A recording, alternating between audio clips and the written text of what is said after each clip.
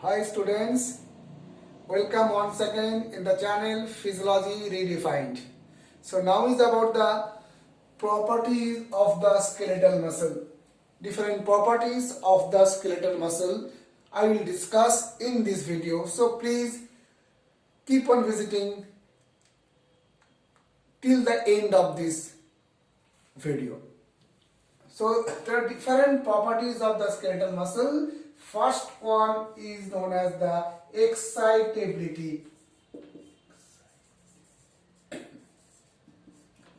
Excitability means the ability to be excited. As you know that skeletal muscle is the living tissue, and like all the living tissue, it has got the characteristics of the excitability. That means if a stimulus is applied, stimulus is given on the skeletal muscle, it will give some response, and this ability to give the response means the excitability. So excitability is the ability to give response. Ability to give the response. That is the property which is known as the excitability. Now this excitability is affected by different factors. So different factors affecting the excitability. What are the different factors which affect the excitability? First factor is the strength of the stimulus. Strength of the stimulus. So whatever stimulus is applying on the skeletal muscle, strength is a very, very important factor. If the strength is more, the excitability will be more. So strength is directly related with the excitability. It is directly related with the excitability. However, to excite the skeletal muscle, a minimum strength is required. Minimum voltage of current is required. And that minimum strength, that minimum voltage required to excite the skeletal muscle is known as the Rho-base voltage. So the minimum strength that is required to excite the skeletal muscle is known as Rho-base voltage. Second factor is the duration of stimulus. Generally, duration of the stimulus is also directly related with the excitability. If the duration is more, duration of application of the stimulus is more, excitability will be more. However, again, to excite a tissue, a minimum duration is required. Minimum duration of application of the stimulus is required. Minimum duration of stimulus is required. And this minimum duration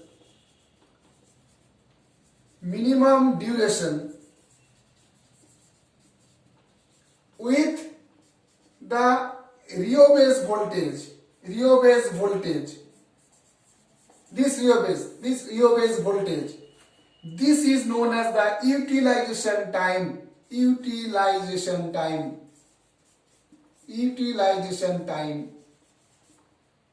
Whereas if the Rho-base strength or the minimum strength, Rho-base voltage becomes twice, it is increased to twice, then whatever duration is required, that is known as the chronaxy. So the duration with twice of the Rho-base voltage, that parameter is known as that duration is known as the chronaxy.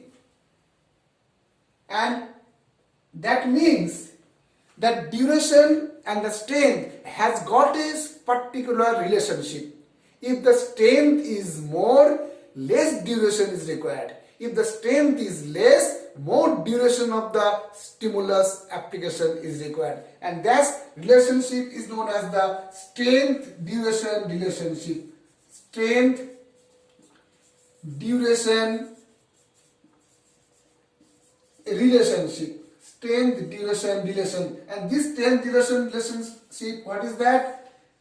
This is duration in millisecond and this is strength in millivolt, and the curve will be like this. Curve will be like this. That means a minimum voltage and minimum duration is required, and that type of curve is known as, this type of relationship is known as strength duration relationship. All about this Rho base voltage, utilization time, chronaxy and strength duration relationship I have explained in detail in my earlier video, where I have mentioned the properties of the action potential. The link of that video will be provided in the description box of this video. So these are the two factors. One is the strength of stimulus, second one is the duration of the stimulus. Third factor that affect the excitability is the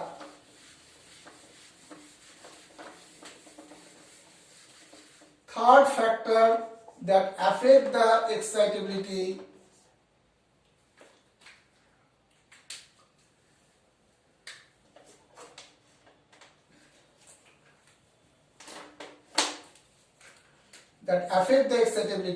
is the rate of change of strength of stimulus. Strength of stimulus. That means if the rate of these things, increasing rate of change of strength of stimulus is there, that is directly related with the excitability of the skeletal muscle. That means rapidly build up strength of the stimulus. If you go increasing the rate of the strength of the stimulus, then excitability of the skeletal muscle will be increased. So that is the rate of change of strength of stimulus has got relationship with the excitability, directly related with the excitability. Fourth one, next factor is known as the temperature. So temperature is also another factor. So up to a limit, temperature is directly related with the excitability. Temperature, if more, excitability of the skeletal muscle will be more up to a certain extent. Next one is the hydrogen ion concentration. So hydrogen ion concentration,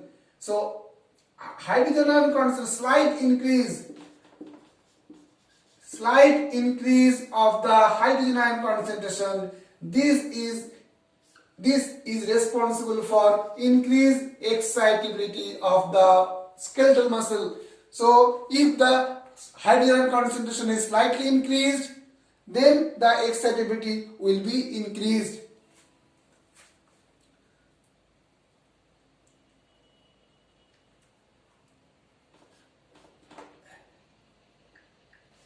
Next is the refractory period.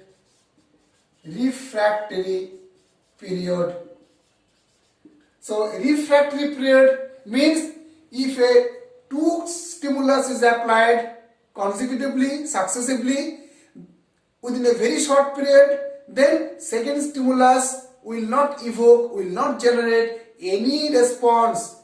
So muscle will become unresponsive, muscle will be non-excitable to the second stimulus, and that duration is known as refractory period. So this refractory period is inversely related. With the excitability of the muscle, and details of this refractory period again I have discussed under the properties of the action potential. The link will be given in the description of this video. So this is all about the first property of the skeletal muscle, that is the excitability. Now is about the contractility.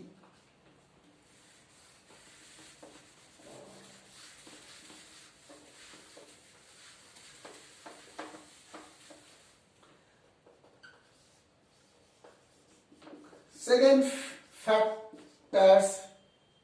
property is known as contractility. Contractility of the muscle. That means contractility means ability to contract. Ability to contract. As I told that if a stimulus is given, muscle will give a response. In which form? In the form of contraction. So ability to give the response as a contraction in the form of contraction in response to the adequate stimulus is known as the contractility. And this contractility phenomena can be demonstrated. This can be demonstrated by an instrument which is known as Kymograph. So here is, you can see, this is the Kymograph. In this Kymograph, a motor is provided. With the motor, a rotating drum is given. Now this drum is wrapped by a smoked paper. Now this, on the other hand, this is a board, this is a stand with the Kymograph board. Kymograph board contains a nerve muscle preparation, and this nerve muscle preparation is known as gastrocnemius sciatic nerve preparation. This one is the gastrocnemius sciatic nerve preparation. So this part is the muscle and this is the sciatic nerve, and this is isolated from the frog's leg. So from the frog's leg, gastrocnemius sciatic nerve preparation is isolated and that is placed on the myographic board. Now at the muscle end, where the tendons are there, at the tendon, by the help of a hook, a stylus or a marker is attached. A marker is connected with the tendon of the muscle, and that marker is placed on the smoked paper wrapped around the drum. Now if a electric stimulator, from the electric stimulator, the stimulus is given on the sciatic nerve. Then what's happened? In response to that stimulus, muscle will give the response. Muscle will be excited and it will give the response.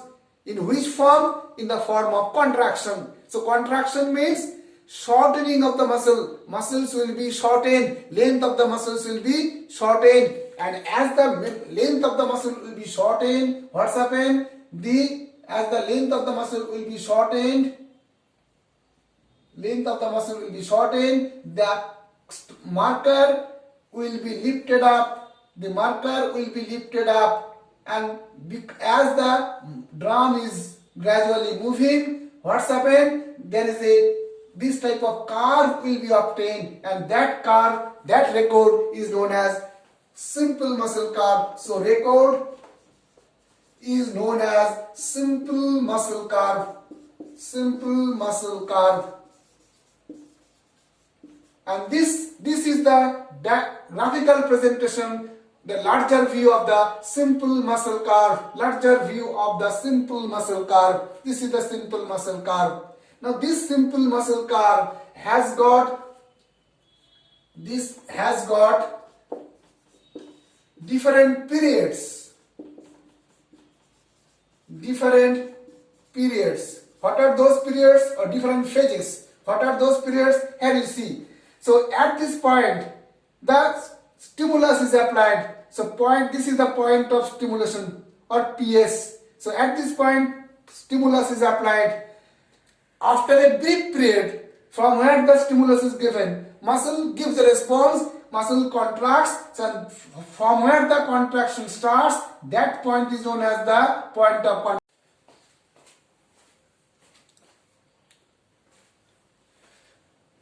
So as I mentioned that point of contraction is the point from where the contraction starts, and this is the maximum height of the contraction, and this point is known as the point of maximum contraction, and this is the point in which the relaxation stops. So this point where the relaxation stops is known as the point of relaxation. So these are the different points that is present in the simple muscle curve.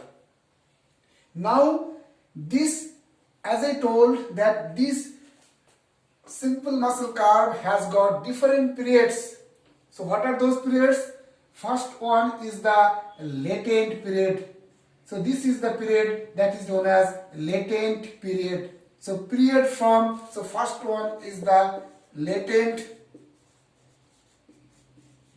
period. So this is the period which is from point of stimulation to the point of contraction. So from the point of stimulation to point of contraction, that period is known as latent period, in which, that means during this period is required to start the contraction of the muscle after the stimulus is applied.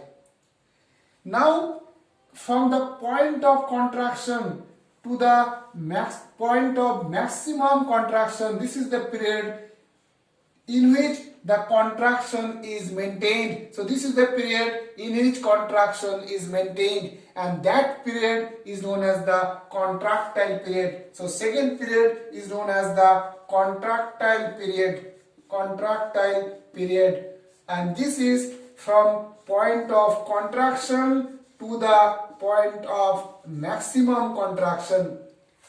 And third one, that is from the point of maximum contraction to the point of relaxation. This is the phase which is known as the point relaxation period, or RP.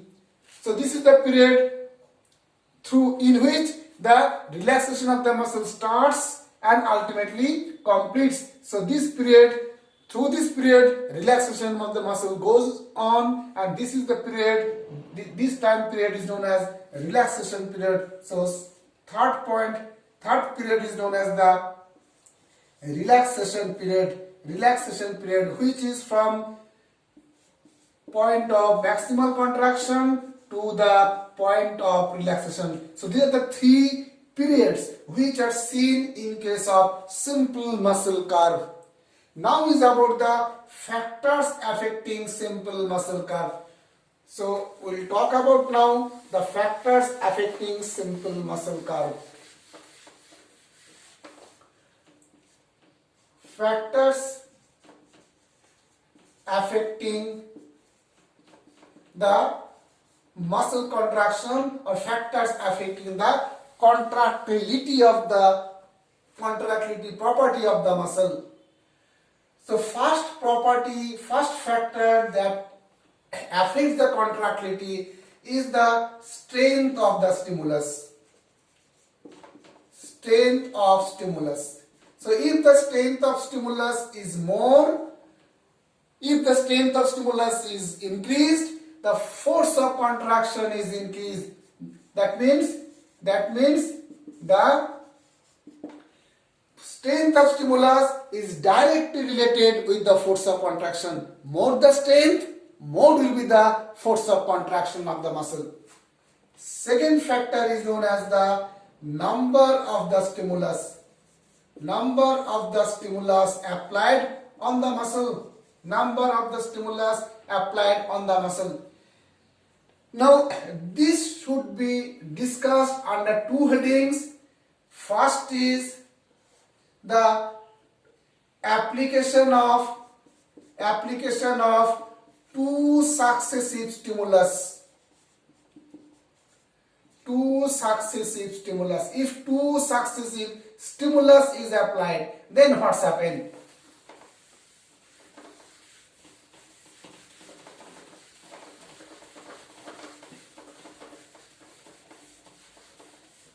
So here you see, if two successive adequate strength of stimulus adequate strength of stimulus of same intensity is applied for 2 times successively, then there are 3 types of events or 3 types of characteristics are seen in the muscle contractions. First one is known as the complete summation.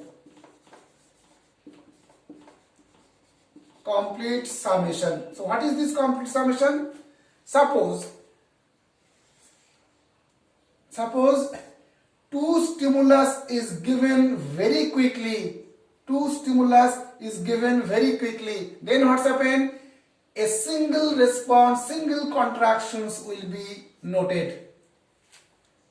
So 2 stimulus is given, so there should be 2 response, 2 contraction. But as they are very quick, both stimulus are successively but very quickly given, a single contraction is seen. But what's happened if the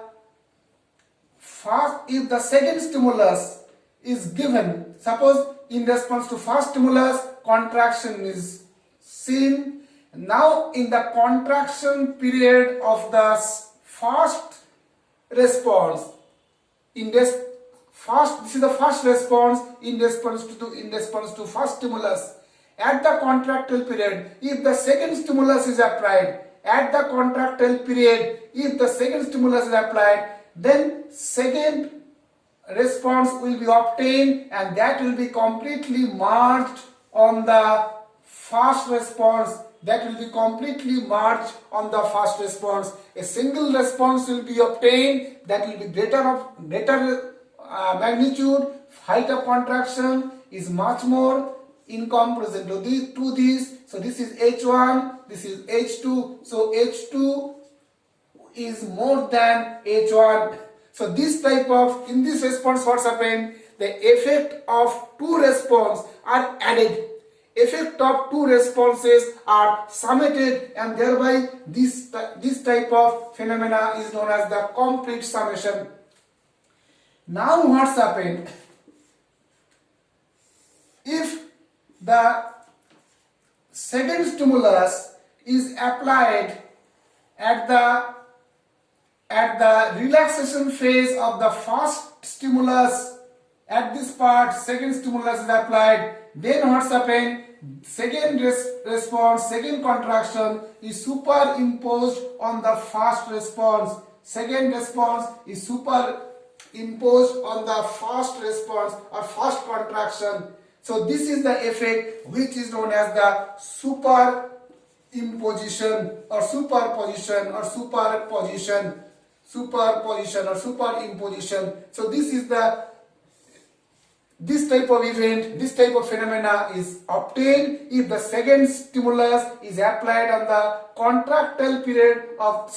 the relaxation period of the first response. Now, if the interval of the second response is further increased, then what's happened? Suppose this is the S1 of response is obtained and second stimulus is applied at the relaxation, after complete relaxations of the first response, then there is a bigger second response is obtained. So here height, this is the H1 and this is the H2. So in this case again, height of the second response is more than height of the first curve, and in this effect also happen, height of the second response is more, even if the strength of the S1 and the S2 is same, strength of both the stimulus is same, even if the second response is maximum of height, and this type of event is known as the beneficial effect. This is the effect which is known as beneficial effect. So this is the examples of the beneficial effect. Now is regarding the application of the multiple stimulus. So application of multiple stimulus. If the multiple stimulus are applied successively,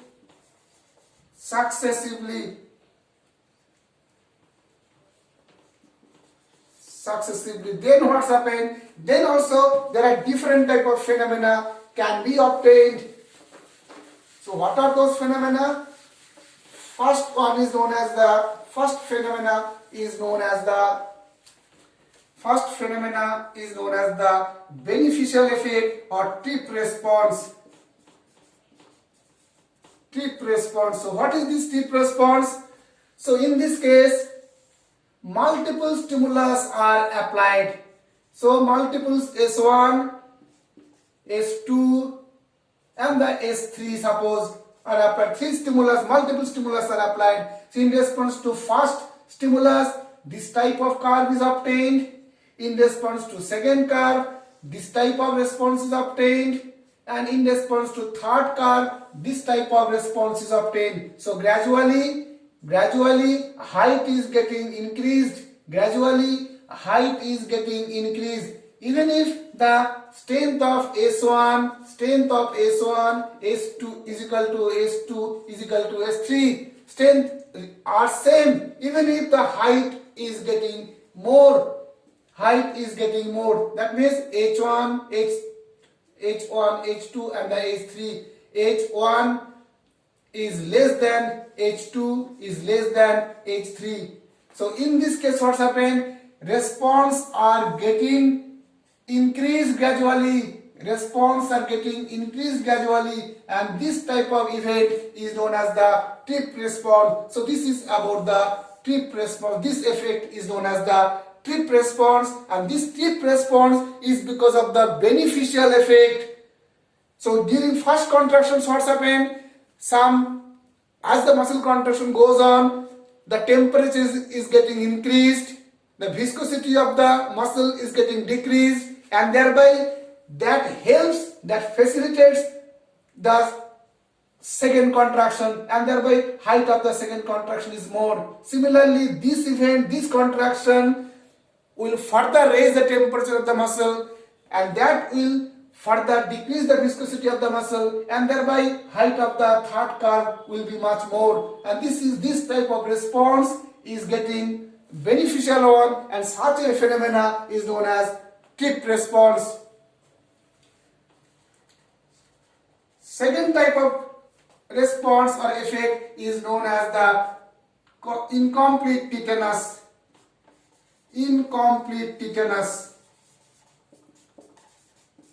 So what is this incomplete tetanus? Incomplete tetanus, in this case what's happened? If the frequency of the stimulus is increased, S1, S2, S3, S4 suppose, so frequency of the stimulus is getting increased, frequency is more, then what's happened? The first response gets merged with the second response, gets merged with the third response, and then merged with the fourth response, and thereby a single response will be there, but that response is the wavy one, wavy nature. So this type of curve, this type of phenomena is known as incomplete tetanus. And then is the complete tetanus. So what is this complete tetanus? If the frequency is much more, frequency of the application of the stimulus is very high, then what's happened? There is a single curve will be there, and this type of response in which all the muscle contraction, it gets merged with single one, and then this type of effect is known as the complete tetanus. So this is the examples of the This phenomena is known as the complete tetanus. And finally, another event takes place in response to application of the multiple stimulus, that is known as the fatigue. Fatigue. You know that fatigue is if the continuously muscle is getting stimulated, then after a certain period muscle do not contract, muscle will become unresponsive, and that phenomena is known as the fatigue. So what is this? Suppose S1 is given contraction, S2 is given contraction, S3 is given contraction, and ultimately what's happened?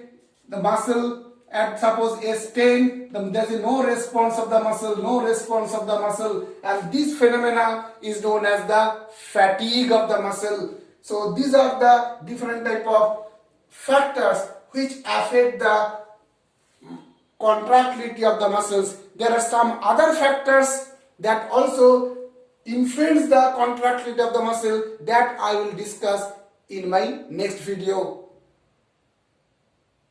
So please subscribe the channel if not yet subscribed, and share it to your friends. Thank you.